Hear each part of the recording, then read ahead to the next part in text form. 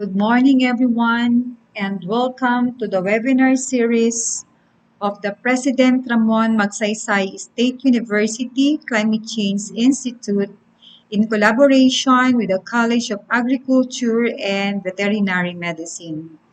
This is a part of our celebration of the 2021 Earth Day. I am tasked to discuss to you the first topic for this webinar series, which is on restoring our Earth, the beginning. This will serve as the outline of my presentation. I will walk with you on seeing the beauty of our planet, then the relationship of the early humans and the Earth, and most of the discussion will focus on the top 5 world biggest environmental problems, a little discussion on the Earth's carrying capacity, and what to do next. Our Mother Earth, as far as we know, is the only Earth that is habitable.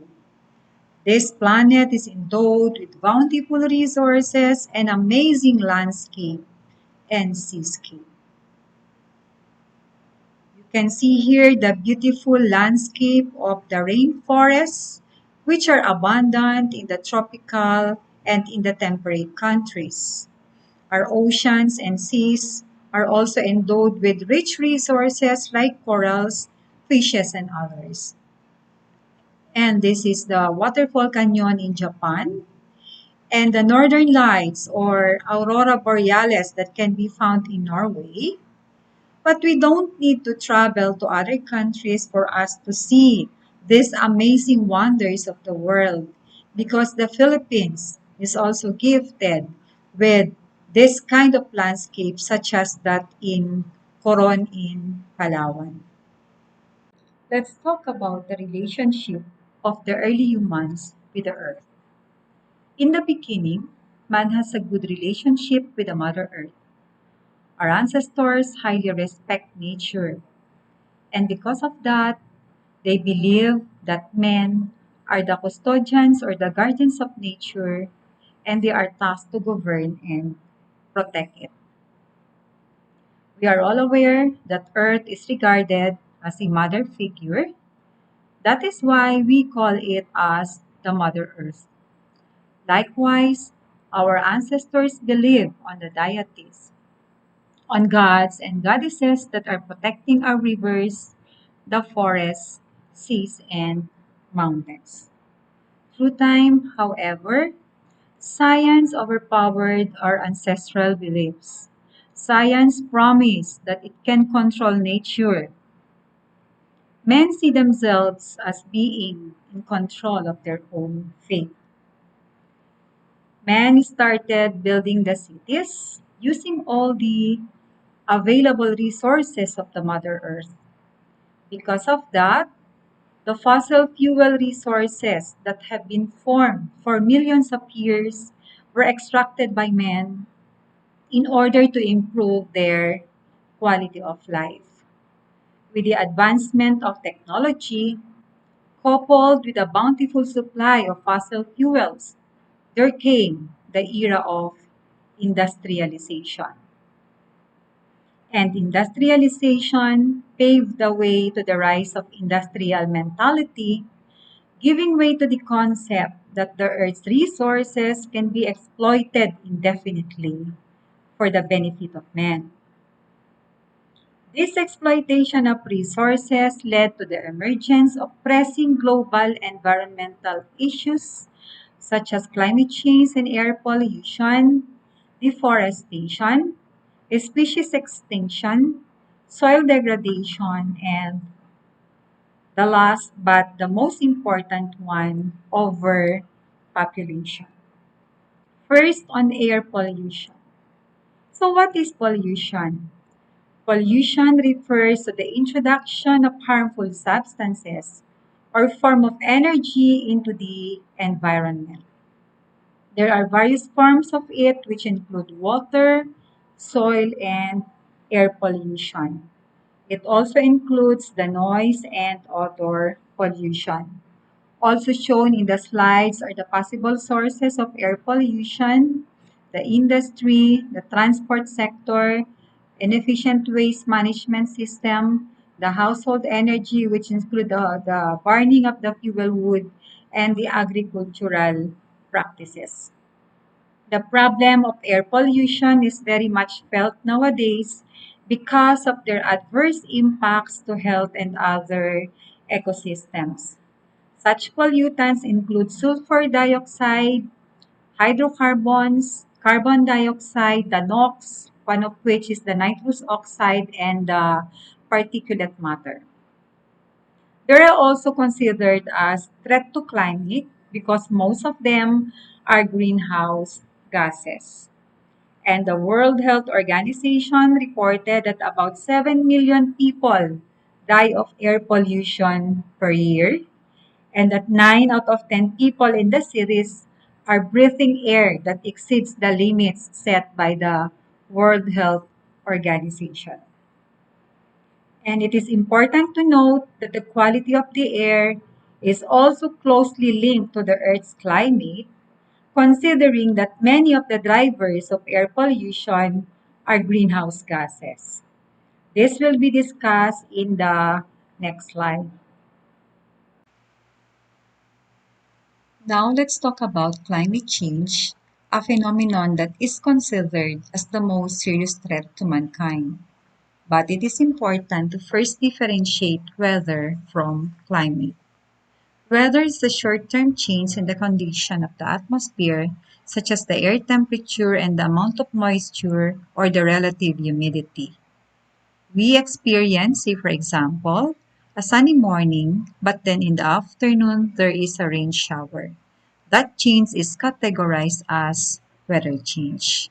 Climate, on the other hand, reflects how the atmosphere behaves for a relatively long period of time.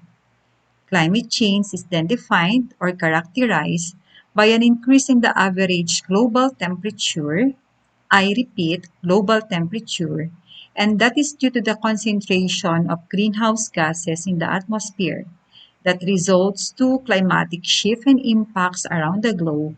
And this is why climate change is considered as a global environmental issue. Shown here is the emissions of greenhouse gases by sector. It is clear that the global greenhouse gas emissions can be traced on energy consumption, agriculture, industry, and waste generation. It shows that the energy consumption contributes to about 73% of the emissions. And in this slide, it shows the global historical emissions from 1990 to 2018. It is very much evident that China is the top emitter of carbon dioxide, followed by the United States and the European Union. And these are mostly the industrialized countries. Now, let us take a look on how these greenhouse gases contribute to the warming of the Earth. The Earth, as we all know, is surrounded by a thin blanket of air known as the atmosphere. The Sun serves as the main source of the Earth's energy. So when the solar energy from the Sun strikes the Earth, some of the energy is absorbed while the others are reflected out into the space by the clouds and the aerosols. Aerosol is emitted during volcanic eruptions. That is why the eruption of Mount Pinatubo in 1991 somehow contributed to global cooling. The rest of the solar energy that is not absorbed or reflected hits the surface of the Earth. The heated surface radiates the long-wave radiation into the atmosphere. However, this energy is being trapped by the greenhouse gases in the atmosphere, causing them to bounce back to the Earth. This causes the global warming. It keeps the Earth's surface around 33 degrees Celsius warmer than it would otherwise be, keeping the global temperature at a range that can support life on Earth. These are some of the indicators of the changing climate. These include the increase in temperature, the sea level rise, and the melting of the snow cover. There are reports saying that the increase in carbon dioxide correspondingly increased with the Earth's surface temperature. Another indicators of the changing climate is the fluctuations in precipitation.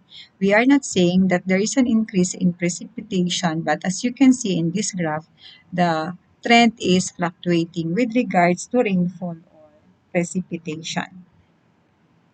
This graph somehow shows the indicators of climate change, the increase in temperature, the melting of the ice sheets and glaciers, the sea level rise, and of course, the graph shows here the rise in sea level from 1880 to 2020. The sea level rise is a combined effect of the melting of glaciers and ice sheets and the thermal expansion of water as it warms. The global means sea level rise has risen to about 21 to 24 centimeter since 1880. In terms of the increase in temperature, it is already 1.15 degrees Celsius higher over the pre-industrial era, and the global temperature increased at a rate of 0.07 degrees Celsius per decade, as shown by the trend from 1880 to 1980. And the global average temperature is expected to increase between 1.5 degrees Celsius to 5 degrees Celsius by 2100s. And with this, there are identified key impacts on the ecosystem. There will be drought and decreased availability of water, and this is very much felt now in the African regions. There will be an increase in coral bleaching and extinction of the species that cannot tolerate a very high temperature. And of course, these two key impacts will eventually affect the livelihood of the subsistence farmers and fishers. The increase in temperature and sea level rise could also result to coastal flooding and loss of wetlands. And the loss of wetlands will correspondingly result to biodiversity loss. In terms of health, aside from the death due to heat waves, flooding, and drought, warmer temperature can increase the incidence of malaria because its vector, the Anopheles mosquito, thrive best on warmer conditions. Likewise, the parasites causing malaria or the plasmodium need warm temperature in order for them to grow and mature. And the climate crisis is causing tropical storms and other weather events such as heat waves and flooding. The Philippines is experiencing about 20 tropical cyclones every year, but only half of them make the landfall. So far, there is no increase on its frequency, but a slight increase in the number of tropical cyclones with a maximum sustained winds of more than 150 kilometers per hour. I remember during my high school and college days, the highest typhoon signal was only signal number 3.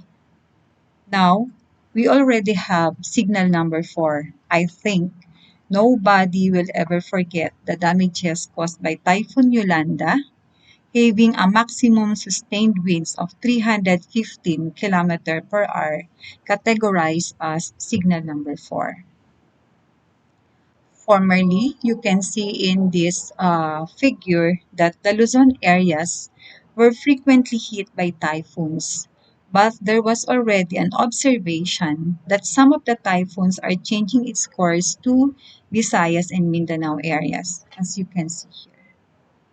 It was also predicted that in the Philippines, hotter temperature will be more frequent and the amount of rainfall will increase during the southwest monsoon, that is June, July, and August, until the transition season, that is September, October, and November, mostly in the areas of Luzon and Visayas. This is actually my favorite slide because this concerns the province of Zambales. Based on the impact projection on the sea level rise by NAMRIA, they mentioned that the sea level rise will endanger almost 2 million people in 28 provinces. From here, we can see in number 6 that in Zambales, it is predicted that the sea level rise will affect about 5 municipalities and about an estimate of about 50,000 population. So we can just check what are the 5 municipalities that can potentially be affected by the rise in the sea level. So why is there a need to act on climate change? Okay, the possible action is to prevent the warming beyond 1.5 degrees Celsius. That's why we have the two possible approach, the so-called adaptation and mitigation. And the climate impacts, the reason why the need to act on climate change is that the climate impacts at 1.5 degrees Celsius is less devastating. But based on studies and predictions, warming beyond 1.5 degrees Celsius will bring worse impacts to lives, livelihoods, and the economy. So I will no longer discuss the succeeding slides, but I just want to point out that a 1.5-degree increase in the global temperature will adversely affect our ecosystems, and further effect will be a 2-degree Celsius increase in global temperature. To sum it up, the effect will be on coral reefs, insect habitats, the effect on the Arctic Ocean, on the sea level rise, and the changes on the frequency and intensity of droughts, storms, and extreme weather events. Climate change is no longer an abstract concept. We can feel its impact already. It is here, it's real, and it is one of the most pervasive and threatening crises of our time. We want to continue along our current path, the consequences will be devastating. So the choice is ours.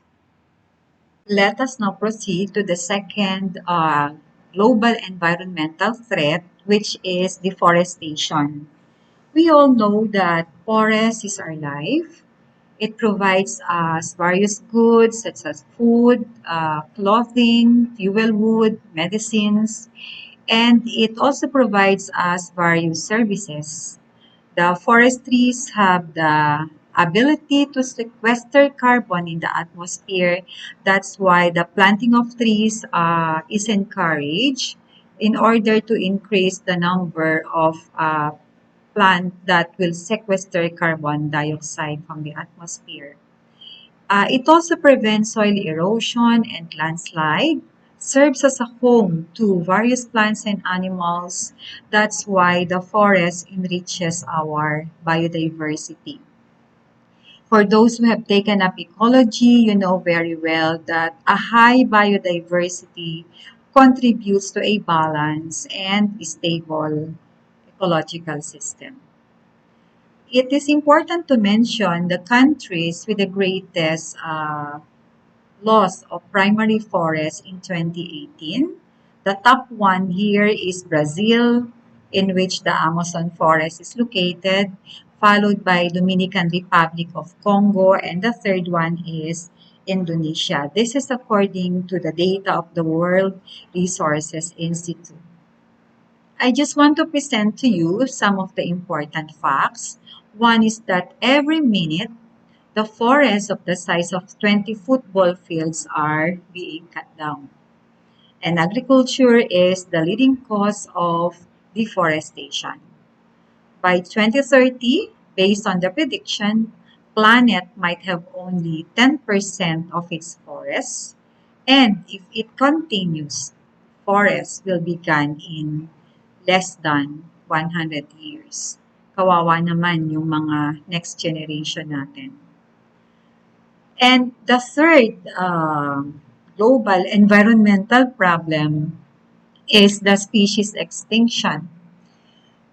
We know that a species is becoming extinct when the death rate of that species is continually greater than its birth rate.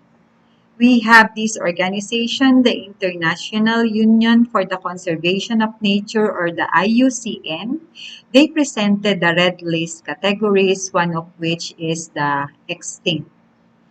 We can say that an organism is extinct if there is no reasonable doubt that the last individual has died.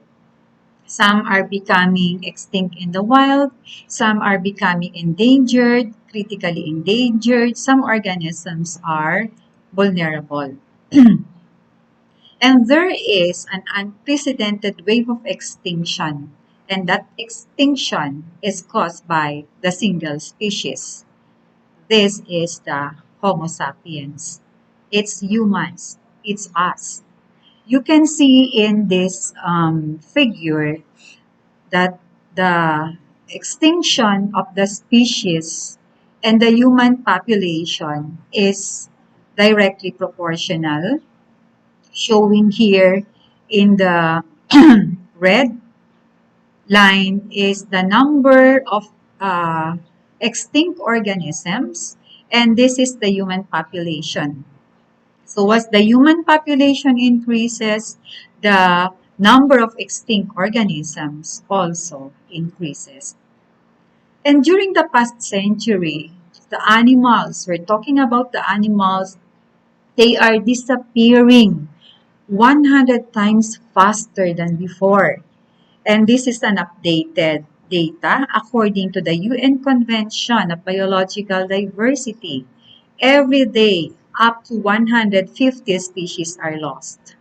I just remember what was mentioned by my professor before. Sabi niya, marami pa tayong organismo na hindi nadidiscover. Hindi pa natin sila nadidiscover pero nagiging extinct na sila. That's a very sad reality. And you can see here in the reports of the United Nations, 1 million species are at risk of extinction. And it says that the evidence is crystal clear, that the nature is in trouble. Therefore, we humans are also in trouble. And what are the biggest threats to biodiversity? This is also one of the global or the top one global environmental issue. The first one is climate change. Second, habitat loss and degradation. And that is actually deforestation is one of the main cause of the habitat loss. The third one is pollution. We have the air pollution, water pollution, soil pollution, etc.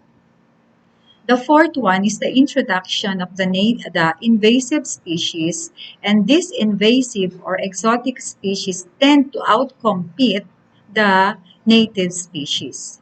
The fifth one is overexploitation, which includes overharvesting, overfishing. And there are other potential threats, and these are biological in nature. We have here some articles about the humans as a driving factor in the extinction of the several species, and in the Scientific American published the species that have been declared extinct in the year 2020. It is important to mention what was said by Carter Roberts of WWF, that because of what is happening nowadays, we need to change course. And it's time to balance our consumption with the needs of nature. The fourth global environmental problem is soil degradation. Soil degradation is defined as a change in the soil status. It can be physical, chemical, or biological, resulting to the reduced capacity of the soil to provide the goods and services. And it can be due to overgrazing. For the agriculture students, we have the monoculture planting method, soil erosion. There are so many driving factors of soil erosion, soil compaction, overexposure to pollutants. This is chemical, no? Chemical soil degradation, land use conversion, and of course the long-term climatic changes. And this slide from the World Resources Institute mentioned the major causes of soil degradation, and these are deforestation, overexploitation for fuel wood, overgrazing, agricultural activities, and industrialization. We can see that in Asia, it's more of deforestation and agricultural activities.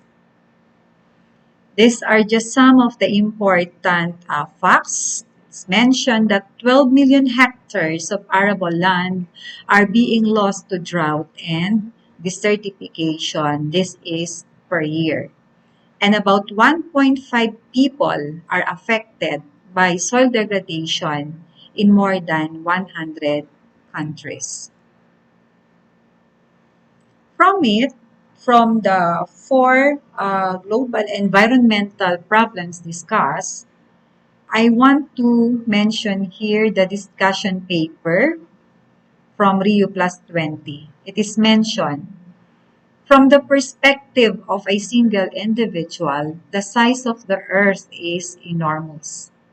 It is hard to conceive of the limits to planet's natural resources.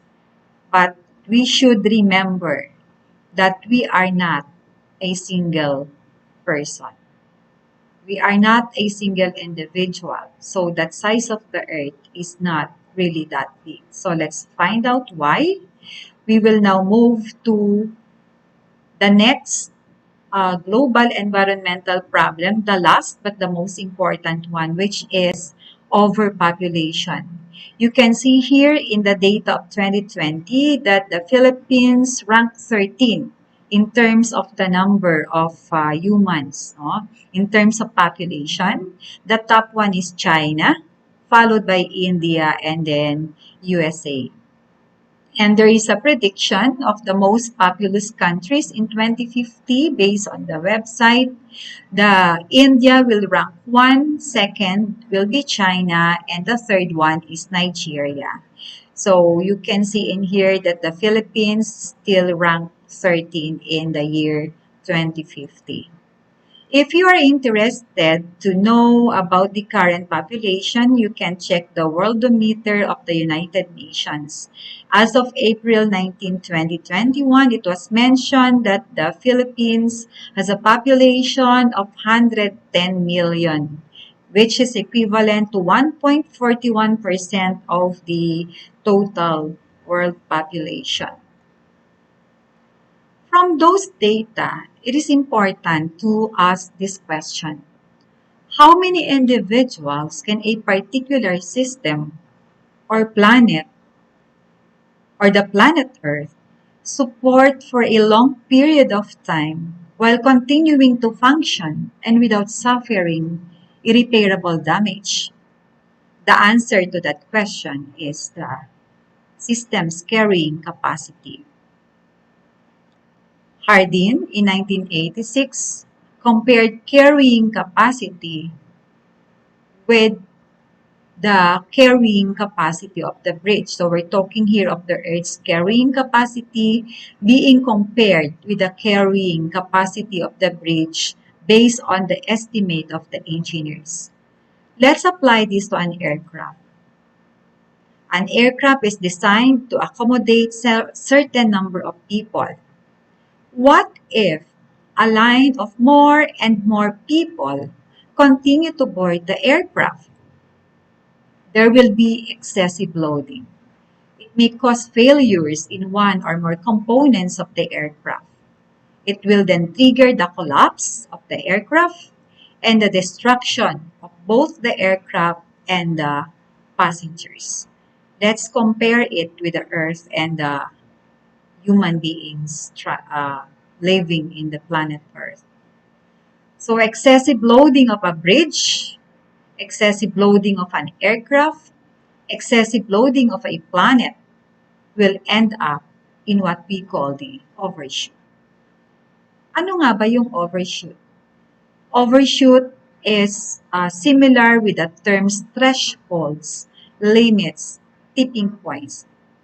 When we say threshold, it means that if you exceed the threshold, it means that something might happen to the system. That's why many of our regulatory agencies are setting the limits or setting the threshold. Say, for example, for a specific kind of pollutant or a specific kind of heavy metal that should be present in water or in soil. This is also applied with the limits of the Earth. Many scientific reports mention about the tipping point and saying that the Earth is heading for catastrophic collapse. And that is related from here, the concept of carrying capacity can better be explained by this equation. When the global population is growing and there is a growing affluence, when we say affluence, there is a growing or increasing consumption of resources per person, increasing consumption of resources per capita, it will put a greater pressure to the environment. There is an IPAT equation, impact population. Then we have here the affluence and the technology. But this component technology will not be discussed in this webinar. So we can say that the world is being occupied not just by more people, but the world is being occupied by larger people. Meaning these are the people with a very high consumption of resources per capita. One example is the Americans. Americans have 20-fold increase in the consumption of energy from 1790 to 1980. So if everyone would live the lifestyle of an average American, we would need this number of Earth. So as a take-home message, please remember the following. The human population cannot continue to grow indefinitely. There are limits to the life-sustaining resources that the planet Earth can provide. And take note, there is no planet B. There is no Earth B. What can we do then to restore the Earth? Actually, it's a very, very big challenge. We are thinking big, but we have to act local. So, Ramonians, I challenge you. Take note that the small actions are better than none. So, start acting now. Thank you very much. I just want to encourage you all to like and share our Facebook page, PRMSU Climate Change Institute. And if you have some queries or questions or if you need technical assistance, you can just email us. Again, maraming salamat, Ramonians. Maraming salamat, ka-PRMSU.